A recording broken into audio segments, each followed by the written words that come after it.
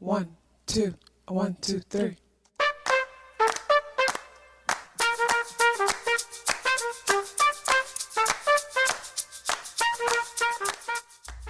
Self-awareness is a superpower. My name is KathyLaDonna. Welcome to Soul and Vibration.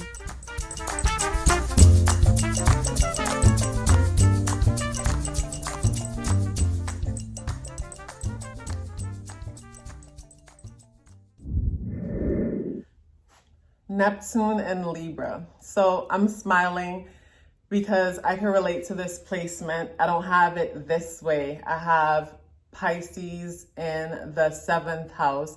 Pisces is ruled by Neptune and the 7th house is Libra's house. So I smile because I get it. So with this placement, it's like you may early in life experience a lot of heartbreak and disappointment when it comes to your interactions with others and your relationships.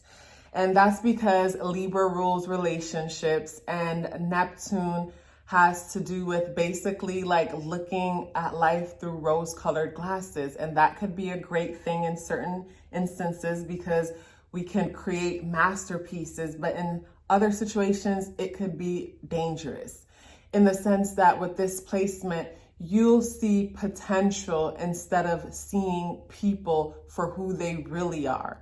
You know what I mean? And with this placement, you might find that you're in love with love, in the sense that, and when I say in love with love, where it's like you might think you're in love with someone, and then when it's all said and done, and it's like the rose-colored glass or veil has lifted, it's like you can't really tell yourself exactly what you really loved about that person. They may have had a few traits that are really important to you, but the rest you straight projected. It's like they're a movie screen and you straight ran a movie on them and made them into this amazing star of your show when really they didn't even deserve to be a part of the casting. Like they should have been one of the people walking in the background type of situation, and wherever Neptune is, I mentioned the whole rose-colored glasses situation. It's like this energy could be our undoing. So it's like the way how we see people could be our undoing, where it's like somebody could really be out of their mind and dangerous, but at the same time, you saw their potential. You saw them on a good day. And because you saw them on a good day, and for the short time that you knew them, they came off a certain way and you were able to tell yourself a story about how they really are when that's not the case. And that could be dangerous because, you might warm up to people earlier in life, may warm up to people way sooner than you really should and bring them around you into your personal space. And that was a dangerous thing to do. And with Libra having to do with relationships and Neptune energy being so dreamy, it's like you might find that when you get into relationships or you meet someone that you really like, that you're into, you might, it's like you might isolate yourself and go into this world where you're just daydreaming and fantasizing about all the possibilities when it comes to this person. When it comes to you guys being together, with this placement, you might meet someone that you like, and then it's like you start, learning about their astrological placements, numerology, things like that, and start fantasizing about what the idea would be like to actually be in a union with this person, because Neptune energy is so dreamy and Libra is all about relationships. So you're dreamy about your relationships.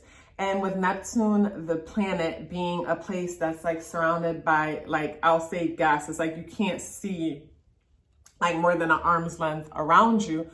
When it comes to your relationships and friendships, it's like they're a blur to you. And again, I feel like that only happens because we project onto them. We don't see them for who they really are. It's like we see them for who we want to see them for, and we only realize when the situation is over, when the relationship is over.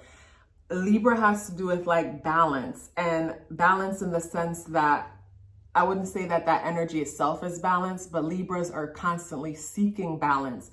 And that's where the scales come in. So it's like on one scale is the Libra energy, and then on the other scale is people, places, and things that they place on that scale to add value to themselves.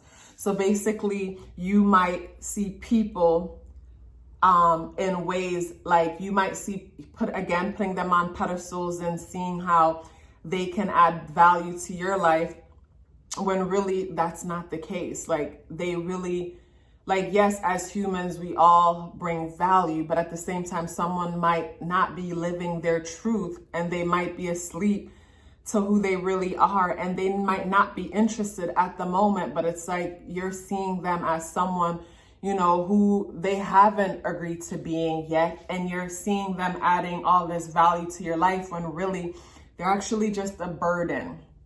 So with this placement, I think it's extremely important when you meet people to constantly remind yourself of the fact that you project, you know, so constantly when you find yourself getting so excited about the connection, ask yourself, are they equally feeling the way that I'm feeling? And then ask yourself, is this love or is this projection? What do I actually really like about this person? And it can't all just be physical things. Like they need to be actively giving something into the connection. Like it needs to be an equal back and forth, and not just on one side you're dreaming up this fantasy world when that's not what's actually happening. See, I wanted to cut this video short, but more information just keep coming in, so I can't. So another thing that I wanted to say is, like, I'll see a lot of the times where it's like we meet people or whatever. Like, I'm sure you know one of these people where it's like you meet them, you're dating them or whatever, and they're very inconsistent. They're coming in and out. But I guess the projection is so strong that you've convinced yourself that they're a soulmate or a twin flame or whatnot. So because of that, you allow them to have one foot in your door, one foot out, and they keep coming back and forth, but they don't plan on ever having something exclusive with you. But it's like, because of the whole projection, you're not seeing that. So every time they come around, you tell yourself, every time they come around, they give life to your projection, to the stories that you tell yourself about you and them. And then they disappear, and then it's like you're hurt, you're licking your wounds, trying to figure things out, and they're back again. It's like, pay attention to how people treat you, not what they say when they come around. Observe their actions and not what you feel about them.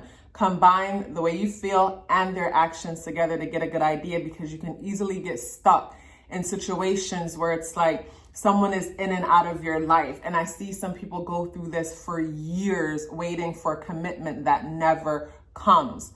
So it's super important to, yes, support how you feel, but at the same time, balance it out with what you're actually seeing happening in your life, in your relationships, in your back and forth with people. So yes, I'm ready to end here. This is a quick rundown, I guess it wasn't that quick, of Neptune and Libra. Love yourself as if your life depended on it, because it does. Take care of yourself, and I look forward to seeing you in the next video.